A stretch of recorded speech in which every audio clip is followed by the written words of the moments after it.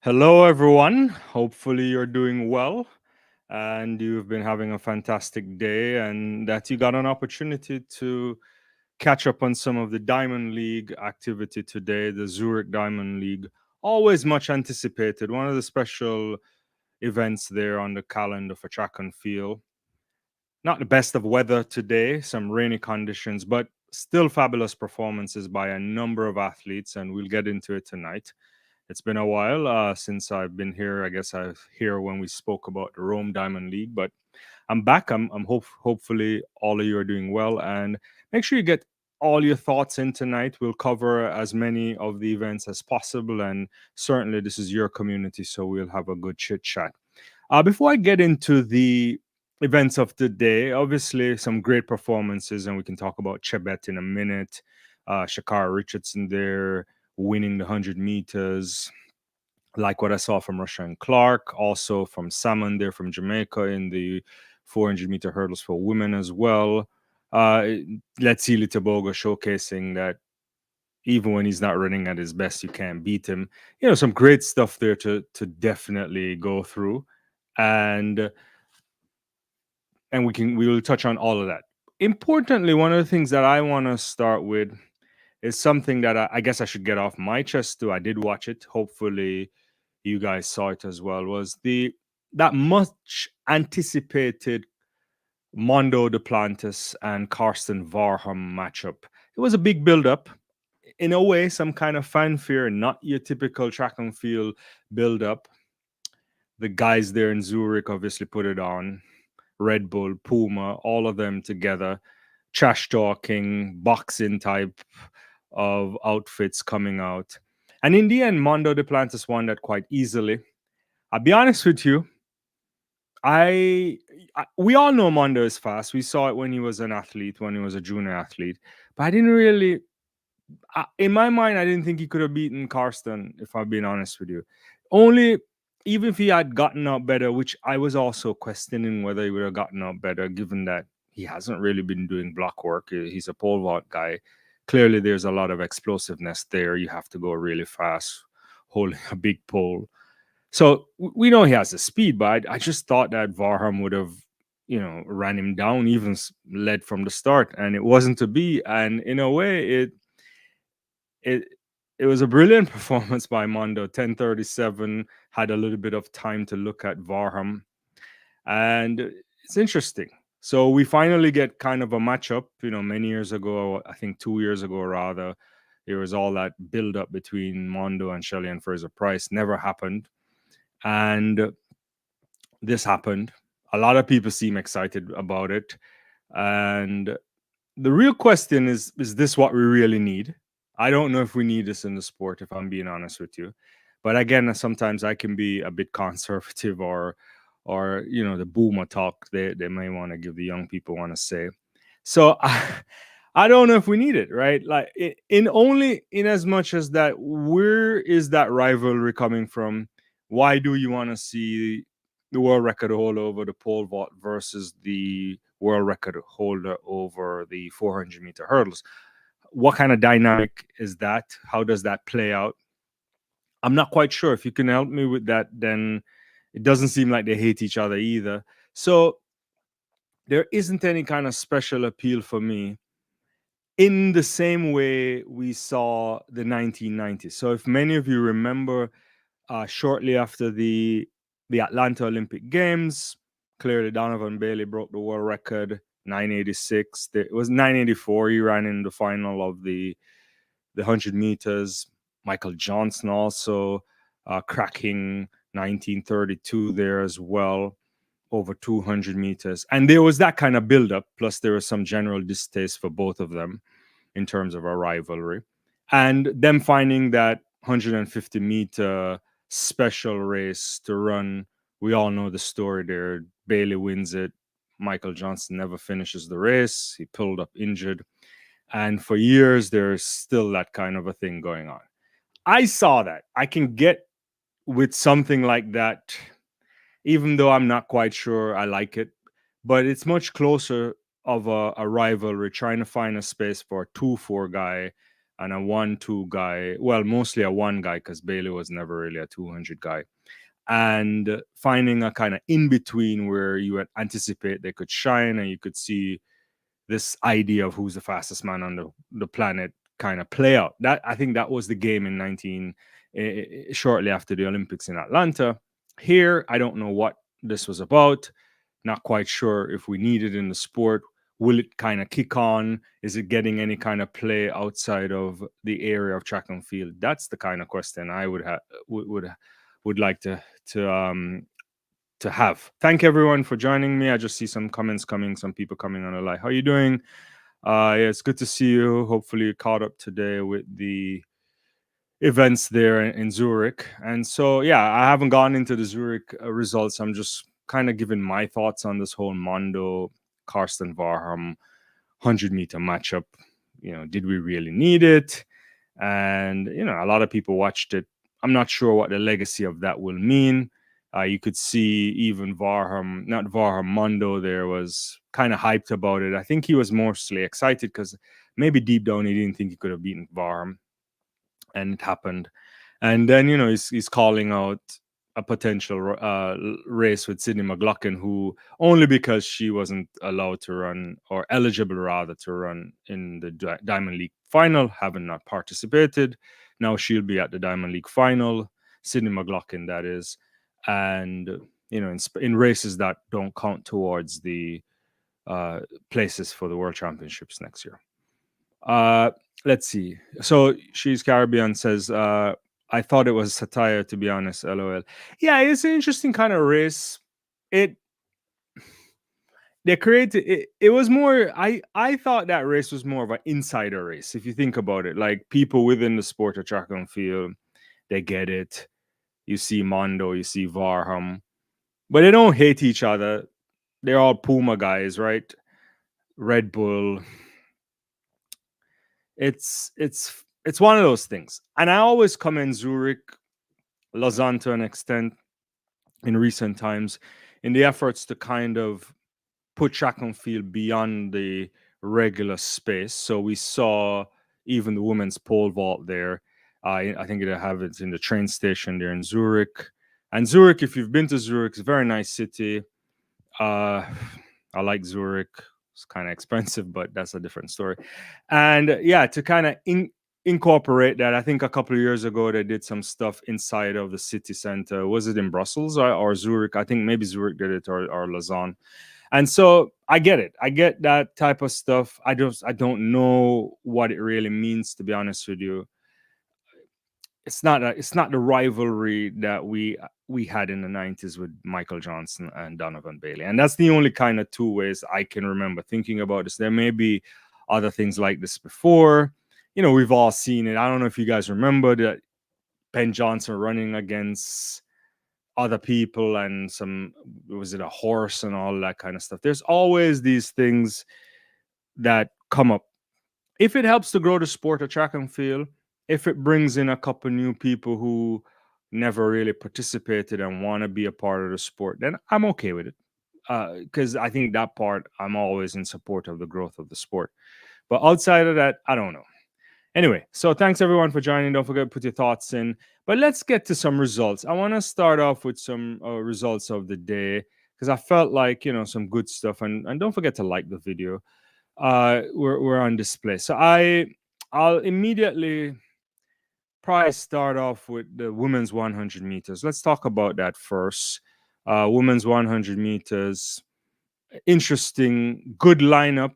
If you ask for 100 meters this late in the season, you just never know who you'll get.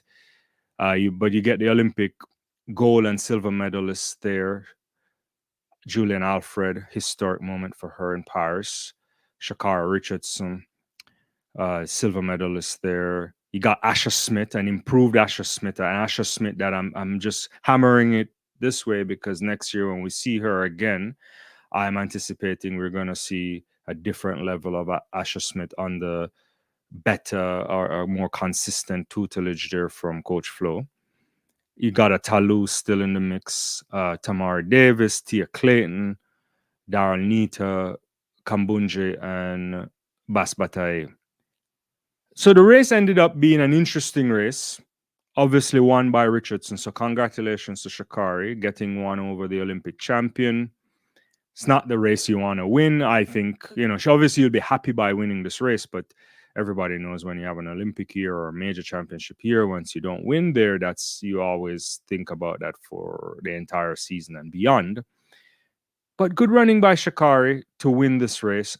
Excellent start for me from Dina Asher-Smith. I thought Asher-Smith came out well, but just doesn't have enough in the body yet, and probably will never have enough in the body to beat an Alfred or Sha'Carri.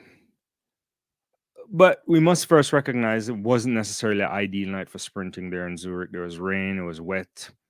But I like what I saw from Sha'Carri, especially in the last part of the race.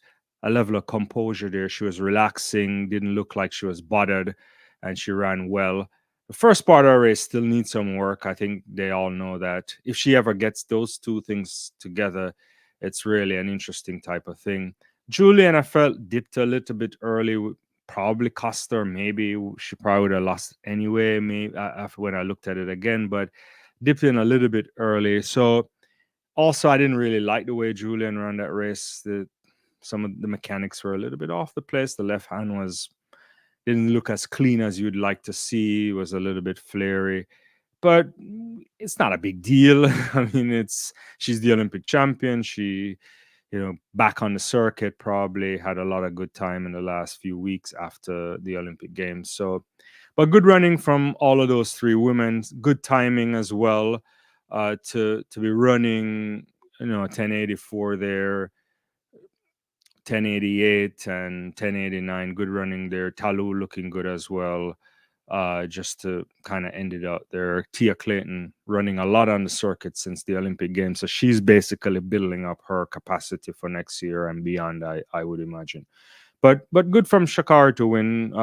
Julien there in second. She probably would be a bit disappointed. But how much disappointed can you be when you have the Olympic title around your neck? I'm not quite sure it's that much. Good evening, Dina. How are you doing? How's life going? How's everybody doing? Let me know your thoughts on some of these events today. Your thoughts on what happened yesterday too with good on Mondo as well. But it's good to have everybody on the channel, and it's good that I can be here to just kind of hash out a few things with you guys. So I thought it was a really good race there for the 100 meters. You want a race like that, and it delivered. Slight helping win, not much there, negligible if you ask me. Conditions for sprinting not probably the best given how wet it was, but good running from Sha'Carri Richardson. Yeah. And if that was good running, I'll just quickly transition to the men's 110 meter hurdles because, hold on. Before I get to that, let me get to some more comments. What's up, Daniel Davis? Want to see Tebogo versus Lyles in season when he's back in action, both at full fitness. You mean next season? Yeah, that's gonna be interesting. Letsile Tebogo, I mean, we'll talk about it again, but since you brought up Letsile, I think Letsile is tired. We saw it last race, but he was dismissive in his last race of Kristen Coleman and those guys. Just kind of didn't even get a good start or anything, and he just kind of took his time and took them down like he knew he was gonna win. And tonight it looked the same way. Like it didn't really run as good as you want on that curve, didn't get out as explosive, didn't run the curve as hard as you want. And at one point, it led me to believe that the race was much slower than it is. Then I kind of checked the clock slightly, if you can, while you're watching the race. I'm like, but this is going to be a 19.6 here. And all of a sudden, Kung Fu Kenny running really well. We can put up those results since I'm talking about it as well, the 200 meters. And out of nowhere, well, he was there, but he just found everything to just pass him at the end. Tebogo, that is. And it speaks volumes about the kid right now, because I think there's a transformation since he won that 200 meter title. And it's pretty much this is my world, and you're not beating me. This is basically how Letsile has been operating, both on the 100 and the 200 post the Olympic Games. I'm happy that he's running.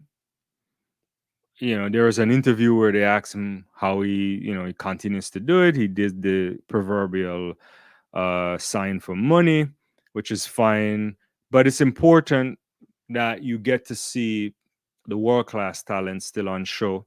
And you can also forgive athletes who don't continue to run after a long Olympic year.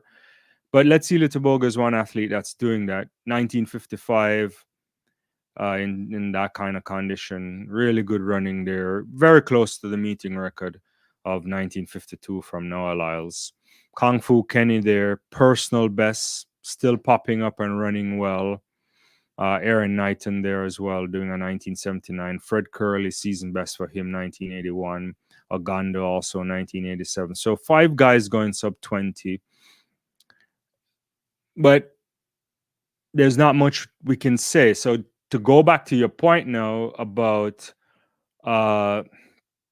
you want to see both of them back in full fitness. I'm at the stage where I really find it hard for anybody to beat Letsile over 200 meters, to be honest with you. I've been saying it on the channel. I've been saying it a lot. I wish he goes to 2-4. That would be my preference, to have Letsile Tebogo, because I think he's capable of giving us the feel of a Michael Johnson. I think a 2-4 feel. I think he's definitely capable of going sub. I think he's capable of going 19.3s, potentially going sub 19.3s for sure. How far down? I don't know. Can he get up to that 19.26 from Johan Blake? That could be in his distance. In the short term future, he could be looking there. Depends on what kind of work he does off season this year. There's definitely that body that can manage the load. He's still young, so you got to capitalize on that. 44 twos in the 400 meters, world best over 300 meters. This is a guy that I think can pop up with the right training next year and run 43 sevens and potentially a little bit better than 43 sevens. I don't know if he can transform that in one season, but I think he can. As for the 100 meters, the reason why I say that, I don't know how much faster he can get on the 100 meters. I think he can get faster because the mechanics isn't the greatest, especially in the last part of the race. But he's not as quick as if you try to compare him to a Usain Bolt, or he doesn't have that kind of speed. He definitely has a lot of endurance, and that goes for him. So I like him in the 2-4. I think he can get close to the 19.3. He can definitely do 19.3s. We saw that in Paris there, where if he ran a little bit harder, he could have gone there. And certainly, I see him going to he could definitely go 19.30. Look at Noah's time or Michael Johnson's time as a next step. Then probably that 19.26 from Johan Blake. And as for the world record, that's out there for me. I don't really know if he could. I don't know. I think he shouldn't look at that. But yeah, that's how I would look at some of these things. Thanks for rolling in the comments. So yeah, let me get to see what's going on. Dina is saying, why the Americans behaving over in the shade room comments, making it look like Sha'Carri would have won the Olympics. Well, I don't know. I haven't seen these comments. If you can enlighten me a little bit more about this.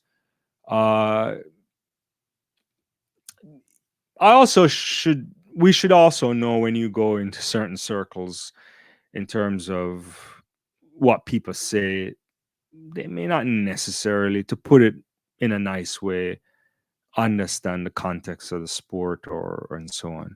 No one was beating Julien Alfred that night. I don't care who you are. It wasn't happening. Could never catch her. I think even with equal start, you weren't beating her that night. She was too good for anybody on the planet. And that's one of those things. The beauty about the sport and the beauty about Sha'Carri, or if you get back a fit Shericka Jackson or whoever can start to get in the mix, is that you have a group of women that on some days they can beat each other. It's not quite like the 100-meter hurdles. It's definitely not quite like that, but there's work for other people to beat you. So it's just one of those things that happen. I don't see it. Julian's ending was disappointing. She gave out too quick. Yeah, I think she dipped a little bit too early. I think she wasn't running as free flowing as she would want. I mean, they look back at that race and they see a bunch of flaws there. I think she might be obviously disappointed not to win that race, but it's no big deal. Alfred, one of the beautiful things about Julien is that she's, she'll make it to the World Championships next year. There's no competition in St. Lucia. She doesn't even have to run on the circuit, right? A lot of athletes will be trying to get a Diamond League pass next week, to get there. Obviously, Sha'Carri Richardson has the bye from being world champion from Budapest, but people are going to try that. Julien is fine, I think. Yeah, she would be disappointed with execution, but yeah, and I suspect being competitive, she probably didn't want to lose either. But she has a nice thing around her neck that no one can take away for 4 years, and it's just one of those things. I guess it's the same for Lyles. It's he's the Olympic champion, even though it's very thin, but he is, and so that's one of those things. Daniel says Sha'Carri stuck to her plan. Julien didn't stretch him, but I'm not sure I understand what you're saying here, Daniel. Maybe I have to read it again. Didn't stretch. Yeah, I mean, I'm. If we can clarify that, she's Caribbean says the way Tebogo just slid at the end to the finish line was everything. He just killed those dreams. LOL. No, that's what he's been doing. Even that race. Before we get back to the race today, when he won against Coleman and Curley and those guys the other night, he basically once he caught up to them, before he even did that, he wasn't even swinging the arms that well. And I'm like, the kid knows he's going to win this and he's going to win it easily. And that's all I have to do is he's basically doing light work. What's that guy, that bodybuilder guy from the 90s, 2000, Ronnie Coleman? He used to say lightweight, baby. This is light work for Letsile Tebogo. And tonight he was just hanging out. He's like, okay, I'm just gonna win this at the end because I want all of that money, and or make sure that I'm still the Olympic champion. And Kung Fu Kenny running a really good race, personal best, and still just gets taken out. And that's the scary part of a Letsile Tebogo, an athlete that has a lot of upside, a lot more to go in terms of his physical capability and speed, and just putting the right races together. And if he can run a better curve on that 200 meters, we're gonna see something fantastic from him. He may very well end up on that second all-time list, and you just never know.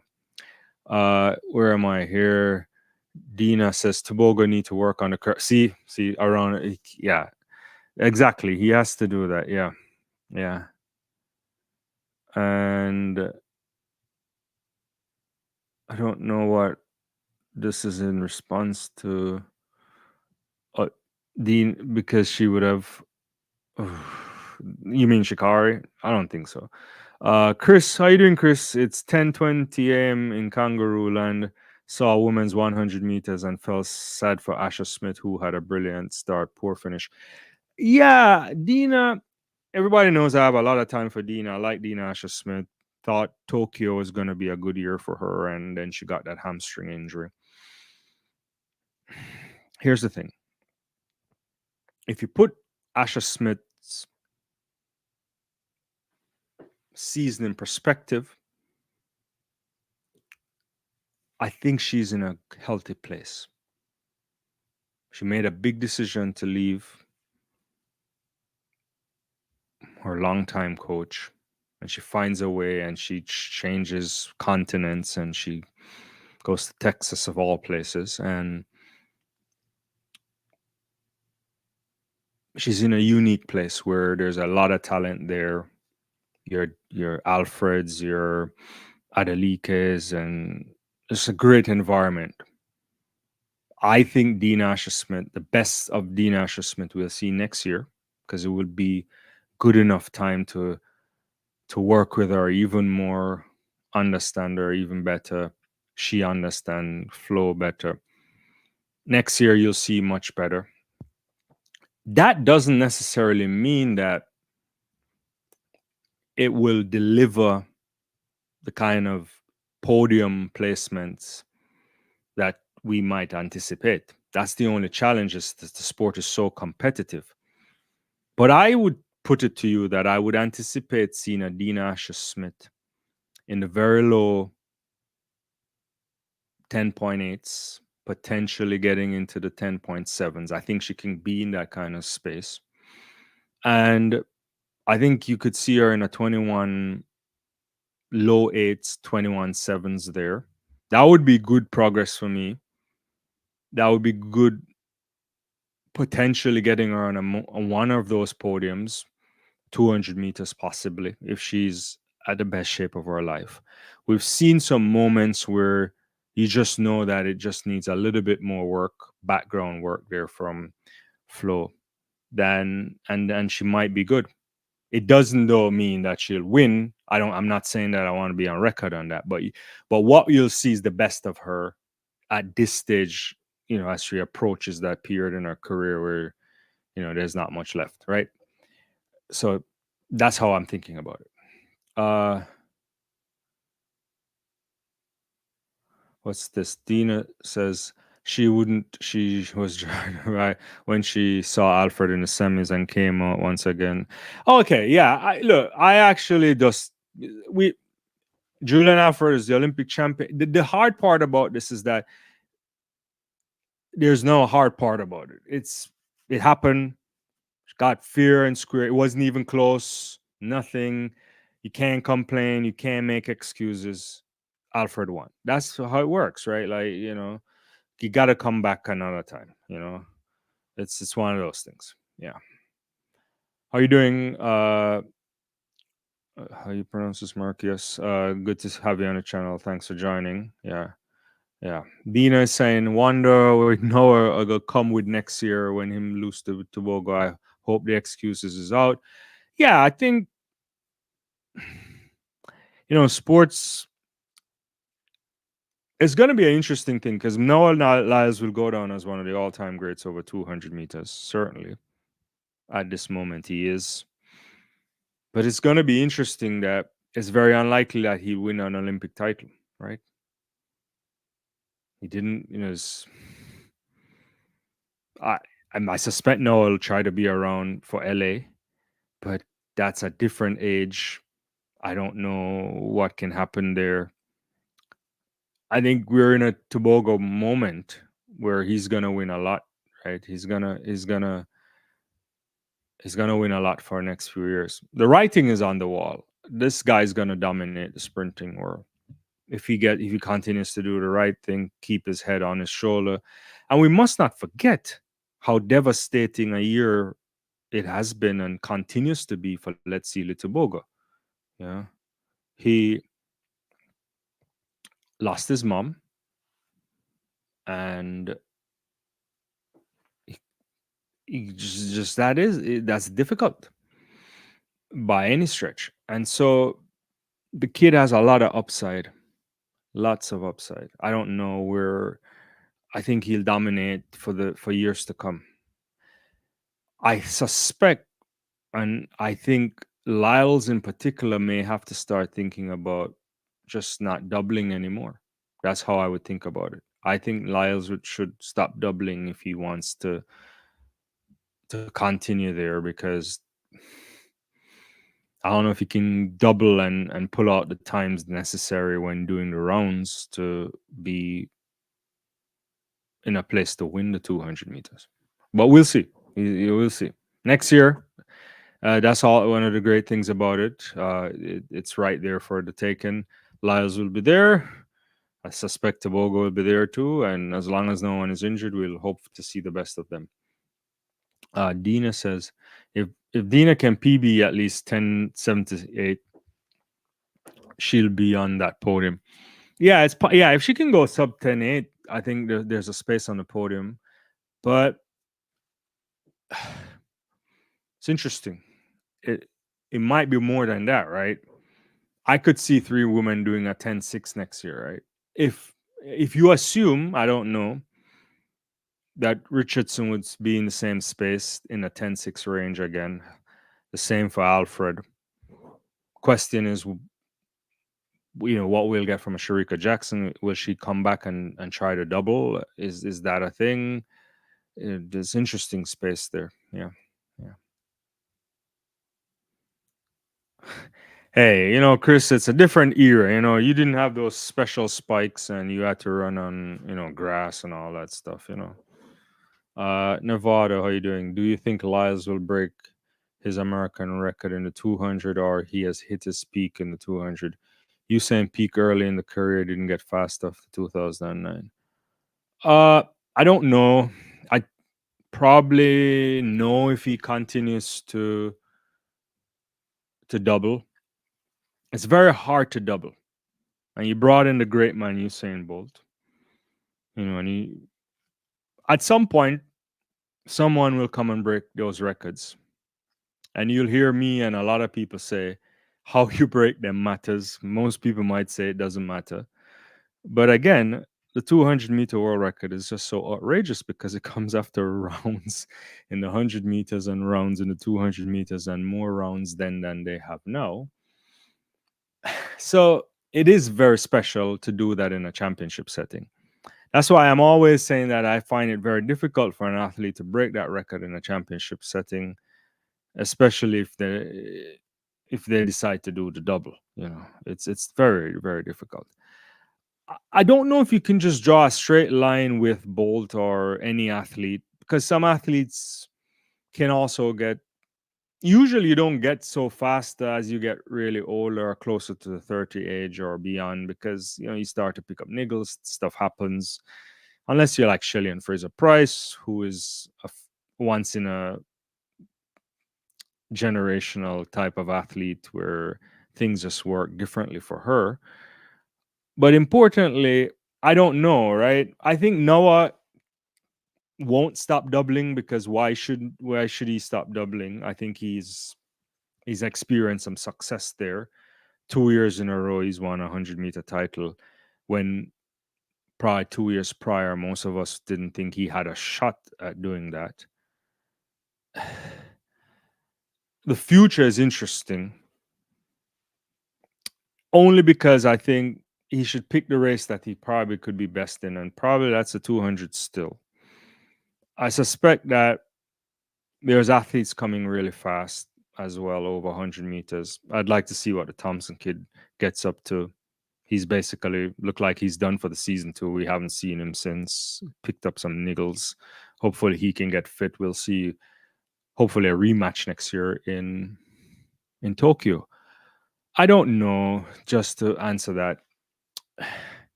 Maybe not. It's hard to do those type of times doubling.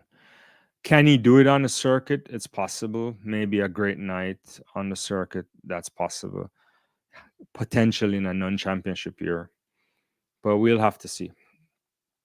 Dina says the great Usain Bolt had problems as well with the curve, but he worked on it. If Tebogo do that for next season, he can get down to Noah's 1931 World Championship record. Yeah, I suspect he could. I think, yeah. And also just to end that thing about Bolt, at some point he was so far ahead that there's no need to. We shouldn't forget that even 2012 was a fantastic season. There's 19.6 and 19.3s again, and he did enough, right? And we also must remember world records can damage you as well, right? It's not, you just don't pop them up every day. And when, especially some of these world records are out there, you stretch yourself to an extent that it's not always necessary to do, right? Pushing up against human limits is hard in itself. Being a track and field athlete or any kind of professional athlete is usually pushing the body to some extreme limits, not to mention to the very extent of where people have already gone. Yeah. She's Caribbean says that is logical thinking that he should stop doubling, but he's chasing the ghost of Usain Bolt records, so his pride won't allow it. Yeah, the thing is, I like it. I admire people who look at the standards, right? And you try to accomplish them in your own way.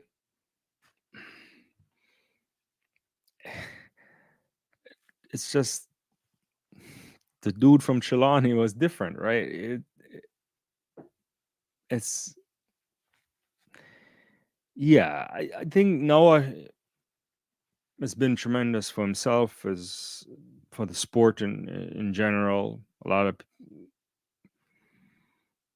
and I admire him. If he looks and he says he wants to be better than Bolt, then you should try it. Doesn't mean it will happen, but maybe if you don't, you come out, you don't fall too far away. I suspect that would be the thinking there. But the doubling thing is going to be hard for him to continue to do, especially because I don't think I don't think he can get much faster over the 100 meters either. I don't see. I see a ceiling where he's not going to go 9.6. It's just not happening, and I don't even think he can go 9.73 or 4. So if others start to pop up and run really great times, then there's the question about what should I do here. Yeah, and he's been running for a long time too, so he's genuinely he's been fortunate. He hasn't really suffered anything major that would have set back of anything worth nothing. So I think he should be fine. Yeah. How he exits the sport would be important. If he wants to end the sport on home soil in LA, which is still a stretch, just 4 years away, there's some calculations that he would have to make by now until that point. And it might require taking a season off where he does one event, or think through it differently. It's about managing the body as you get older, racing much less, that kind of stuff. But I'm sure they'll work that out in terms of how they would want to end the season. But yeah, chasing Bolt that's a documentary in itself. Dina says if Noah continues to double, he's gonna burn himself out and nothing left for 2020. See, same thing. Thanks. 2028. Remember, America is a country that's full of young and new talent on the rise. Yeah, that's the thing too. The talent pool in the United States is there all the time. It's extremely competitive team to make. You have to be at your very best. There's decisions you have to make. Ambo, what's going on? Sha'Carri is so magnetic. Her top end speed is unmistakably Sha'Carri. Okay. Bring in her own particular brand of magic. Sometimes she's in a league of her own. When she has a good start, it's a game over. Yeah, I mean, she won today. I mean, I think how she won today was less about even the top end speed for me. I think it was more about that kind of relaxation at the end of the race. So, yeah. It's going to be hard. The youth are coming at rapid pace. Yeah, I think so. Yeah. Bolt didn't need to get fast, and money perhaps became his only motivation. I don't think I'm offending anyone if I suggest Caribbean cultures like Australia is a bit manyan. It's okay to sit. I think I think Usain had a big goal, which was, he said it a lot, was to do 3 in a row at the Olympics. I don't think he downplays the World Championships at all, but the Olympic stuff is legendary, right? In terms of you talking about a dominance over a period. And once he did that in Brazil, there's nothing left, right? Nothing left to do. And if you can't get up and do it because you don't have a goal in mind, then I think you'll be fine. And Bolt made most money than anybody else, so still making a lot of money today. I think he could have stayed. I think he could have gone quite to Tokyo if he wanted to, but you have to want to do it. You have to want to get up and do that kind of work. And I think after he achieved that kind of invincible type of thing, it's very hard to continue to do anything. And I don't think anybody can replicate that, right? It's hard to replicate that kind of stuff. You have to be fortunate to with injuries and all of that kind of stuff. And he's just he's just so dominant there. Yeah, I'm good. Good to have you back on the channel. Good to have you back on the channel. All right, so yeah, continue to put your stuff in. I'm gonna transition and talk about some more events here. I don't know where I left off. Did I talk about Holloway already? Did I do that? I wanted to go to Grant. I don't think I did. Let's talk about Grant there. Men's 100 meters. I'll get to that too in a second. Let's get to where am I here? Let me get this add that up. Yeah, so the Grant Holloway doing Grant Holloway things. 12.99 in a wet night into a slight headwind. It's not much we can say about Grant. He's now achieved everything you want in the sport, just outside of the world record. Will it come? I don't know. You need things to be right there. But he's now certainly done things that we've never seen. And that Olympic title has solidified him as, I think, the best ever, right? We can argue around that, but he's so consistent, and over 60 meters, he hasn't lost. He's the best in 8 hurdles, I always say. And he looked good today. Roberts came out well, I thought. But Grant just finds a way. And I think at the end there, Sasha Zoya started to run well, who I have a lot of time for. As you know, Sasha Zoya won the World U20 last year. Probably disappointed with his performance in Paris. But that's a kid with a lot of talent too, running a personal best of 13:10. I like it.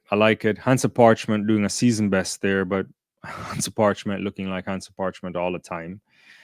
Just never gets the first part of the race right. And every now and again when he does that, he does something super special. So that has been his downfall. But, Parchment is elder statesman in the sport now. So don't know how much longer we'll see him. Good to see Freddie Crittenden back. But it was a good race.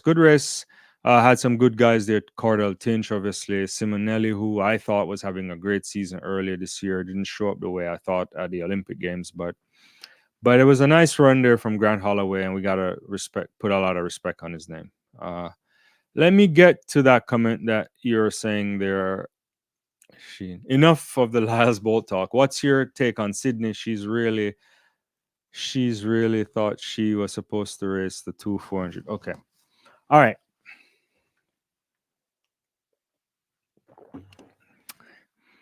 Sydney McLaughlin. Also, did you see the shade from Michael Johnson's league? What's it called? Track league, or saying that if they won't have you, we'll have you, Sydney. Which also means that they're probably trying to sign Sydney and the money hasn't been right.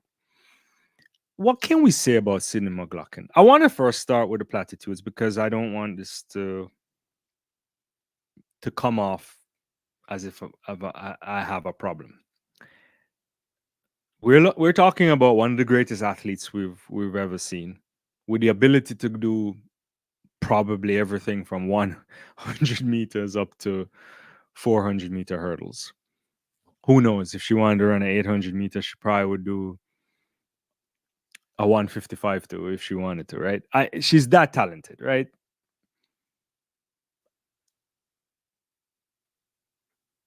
My challenge with an ultra talented individual like her, lots of world records, is why the scarcity of performances? Now, she's well taken care of in terms of her financial situation, face a new balance, doesn't need to run a lot, also doesn't run a lot too because of maybe it's a Bobby Kersey thing. It's probably a Bobby Kersey thing. But no Diamond Leagues all season, nothing. You hardly see Sydney McLaughlin, which is an interesting thing because most athletes, no matter how good they are, tend to probably show up once or twice just to get a little bit of a paycheck going, just to make sure your sponsors are also happy.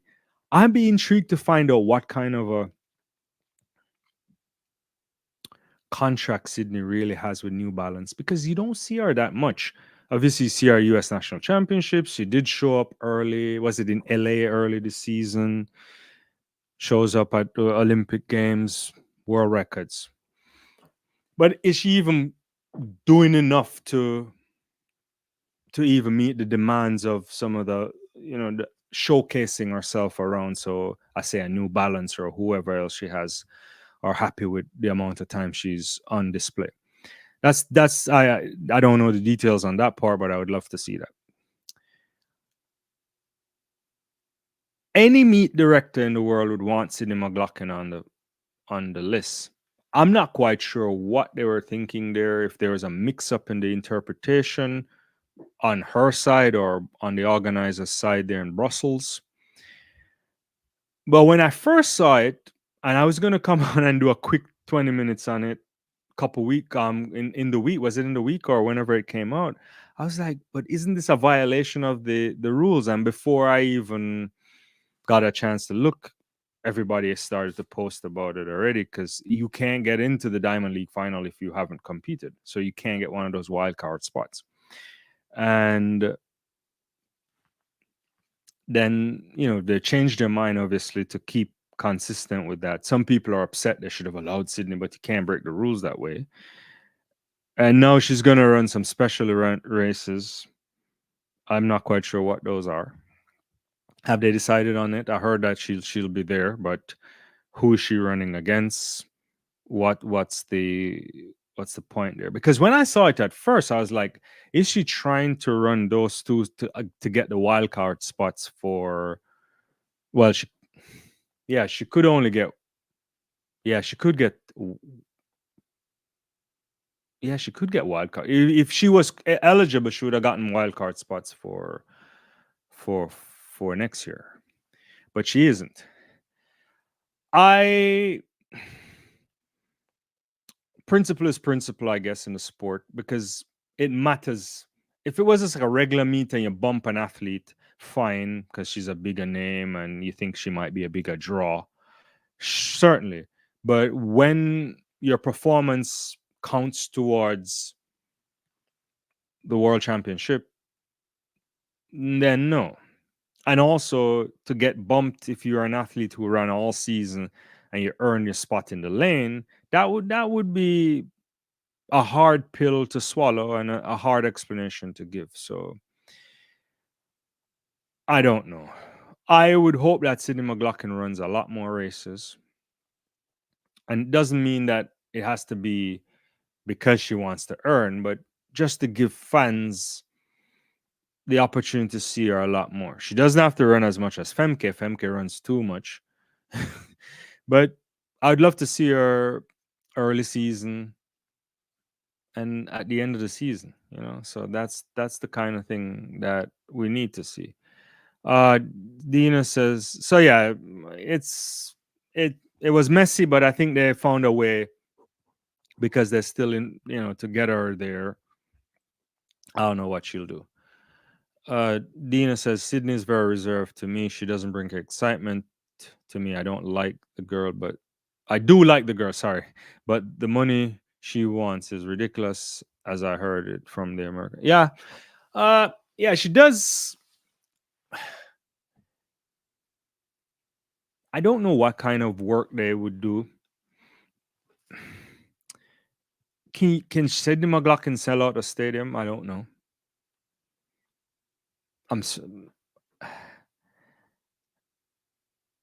Meet directors think about those type of things.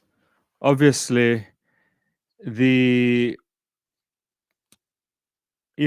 Bolt could fill out a stadium. There's a few athletes. Carl Lewis transformed the stuff. If we were to go back to the 80s, or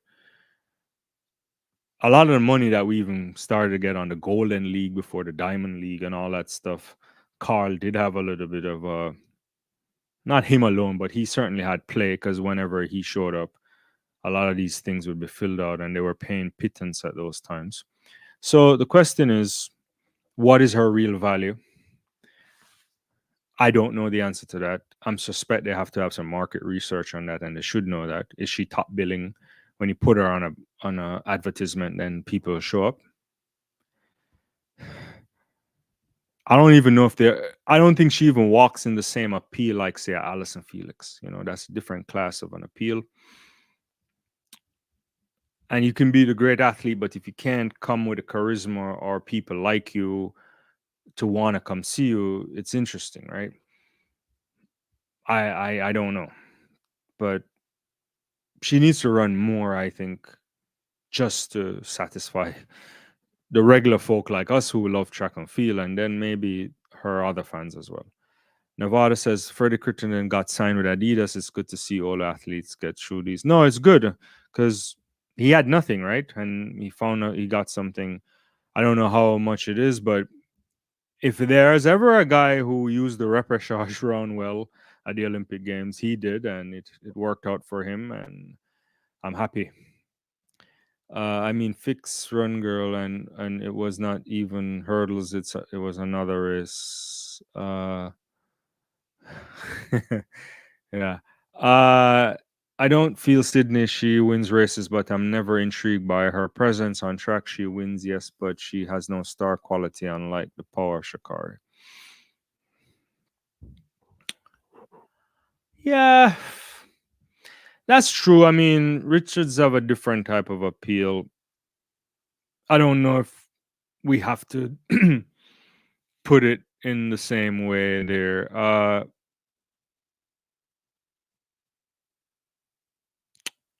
Yeah, I don't know. Sydney has appeal though. She in magazines and she does other stuff. I don't know. Track and field wise, could be different. It is an interesting one. I don't know how to break that down. I have to think. I have to look at it some more. I don't know the data on the stuff. She has good sponsorship. So she doesn't have to run a lot, right? Nerl says, how are you doing? She was one of the very first persons to sign to the league, as far as I know. This has to be Bobby's new style, because Alison Dawn, Harper, Gail, Levers, John Hayes, and others ran a lot. Yeah, Bobby's an interesting guy. Bobby's like, when they say track and field is like science and art at the same time. He's like art a lot. He tinkers a lot. I don't know. The whole Bobby thing this last few years, I would say I'm shocked that I saw Sydney again in the 400 meter hurdles, given what we thought was going to happen. I'm happy that we saw her over 400 meter hurdles again. It just ends the discussion. She exclamation points on it, world record again, goes down as the greatest, that kind of stuff. We'll see her in flat, I suspect. But what Bobby has been doing with her in terms of spearing racing is interesting. And then also the Athingmo stuff is more puzzling to me. What's happening there? How much longer?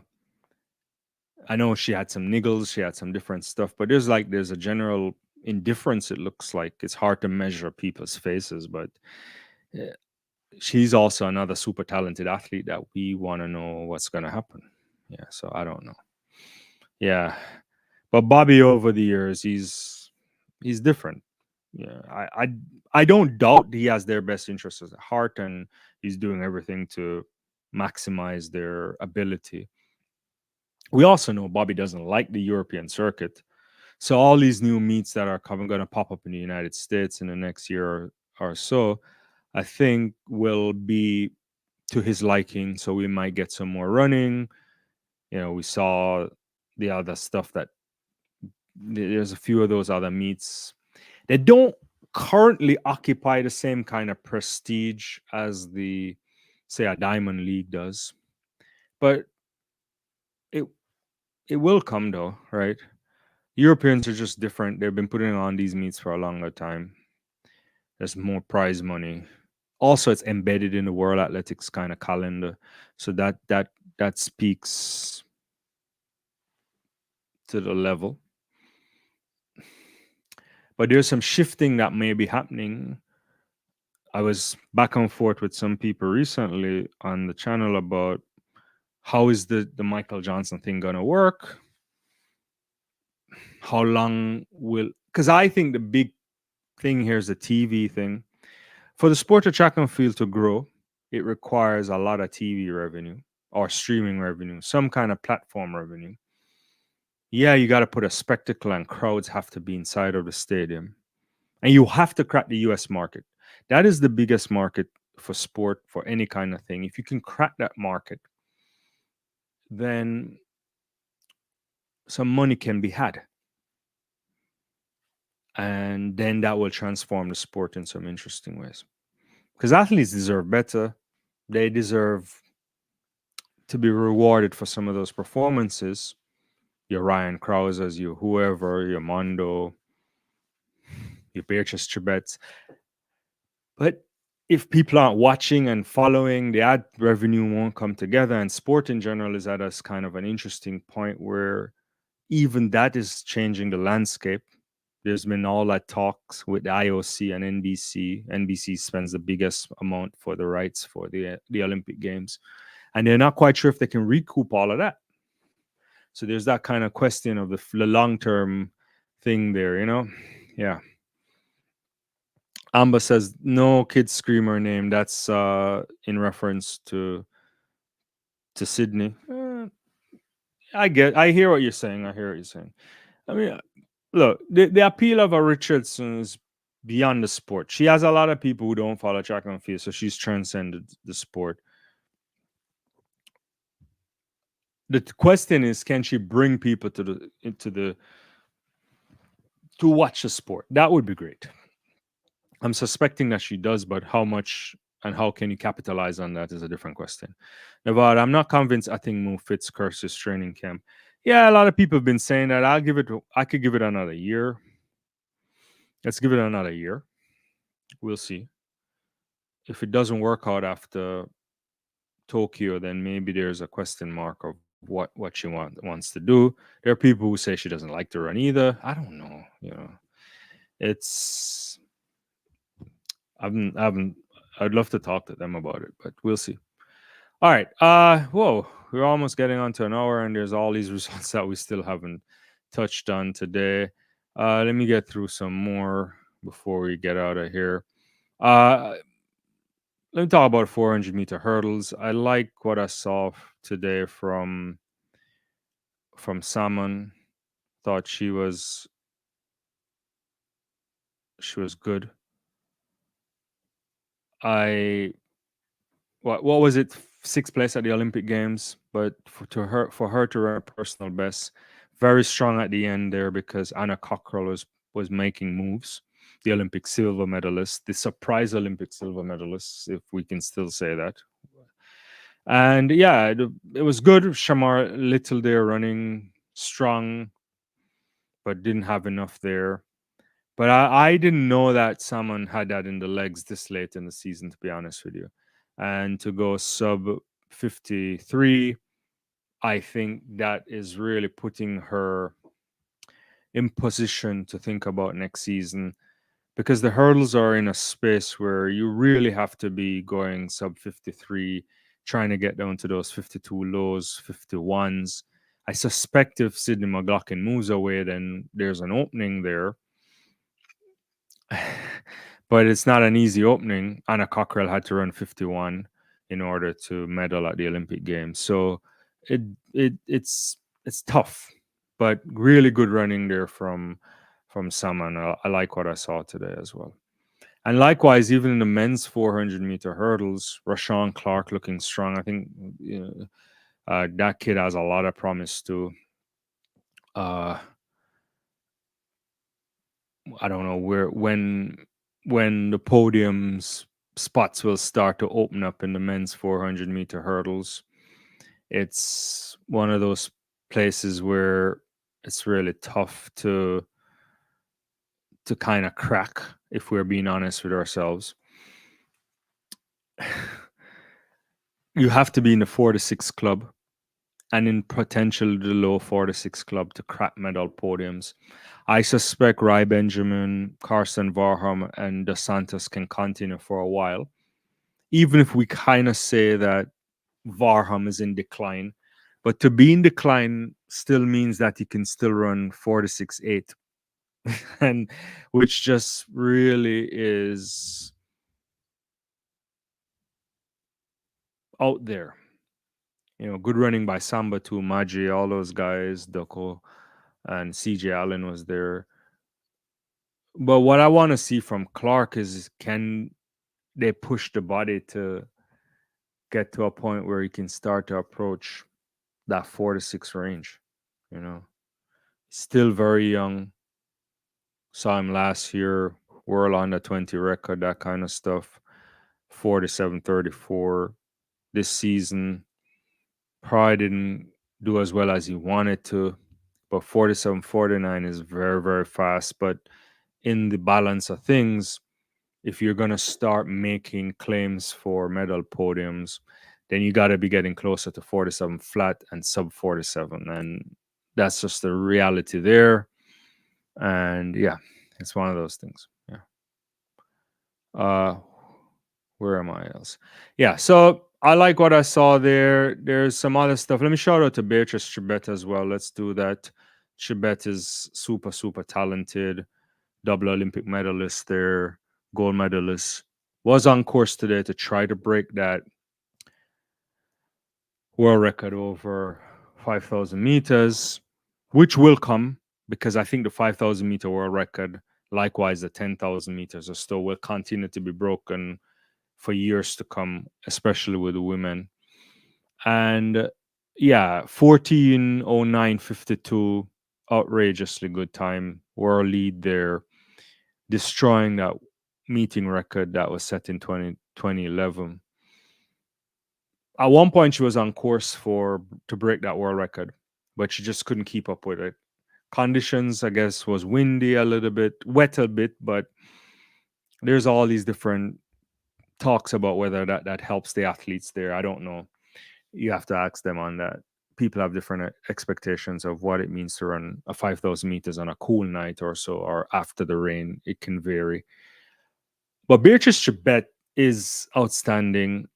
I thought she was going to do it, but once she started to tick up under close to, like, I think she did a couple laps at 70 seconds or so, then she was behind on the wave light. But she won it by a country mile, and Tay ran well. 14:28 is nothing to sneeze about. That would have been under the existing meet record. And Gerber Salama as well too. So good running there by those athletes. I like I like what we see there. At some point, I don't know if she'll take a crack at it next week again at the Diamond League final. I'm not sure, but excellent running there from Beatrice Chebet. We're in a different space. I'm now convinced. I've been talking about it too. When Wavelight came in, I was kind of excited about it. And I was wondering whether or not we'd get Wavelight in a major championships. But I'm now convinced that it should never go anywhere close to a major championship because it's just too much of an aid. And we're really running in a completely different environment now when it comes to distance running. The fact that you can have pacers, then you can have this thing ticking around at a pace that you want to follow is interesting, very interesting. And it it's delivering sometimes that is good for the sport, one, but also is aiding. And what Wavelight eliminates for me, and even though I'm going to say this now, we're going to talk about Jakob Ingebrigtsen in a second, but what Wavelight eliminates is the kind of chance for really for much upset. When you think about if you have the really super talented athletes and they can just watch that, then they'll always win. And especially when tactics come into play and pacing and going out a little bit too hard, being conservative, all that kind of stuff come into play. If you mess around, then you lose. So, and usually you don't see it. And until today, when I thought about Ingebrigtsen losing that race, I was like, oh, here goes my Wavelight analysis out the door. But let's talk about men's 1500 meters. Nagus here winning in 3:29.21. I thought Jakob would have won this. He looked like he was going to win it. He has been really good all season, Ingebrigtsen, outside of the Olympic Games, which goes to show that when it comes to pacing and tactics, sometimes you can mess around and lose one. But this is a guy that has a 3:26 this year. This is the only guy of the lot, your Josh Kerrs, your Cole Hocker, whoever, that we still think can push up on Ikam Helga Rouge's world record. So it's nothing to disrespect Jakob in the sense that he's ultra talented and he's probably more talented than the lot. The challenge is that sometimes he doesn't, figure out the race the right way. And today he was going with the pace. He was going with the Wavelight. I thought he was going to comfortably win it, but here comes Yared Nagus, who beat him at the Olympic Games off the podium. And he finds a way and he runs a really good 3:29.21 to win the 1500 meters ahead of Ingebrigtsen. We haven't seen the best of Cole Hocker since the Olympic Games, finishing down in a couple of those races. But hey, when you have the gold medal around your neck, it's not a big deal, right? You'll take these races and so on. Even the same for Josh Kerr there, finishing down the track as well. But good running in the end. Yeah. All right. Cool. So that's my take on that. There are some other things there that I don't know. The shot put was good.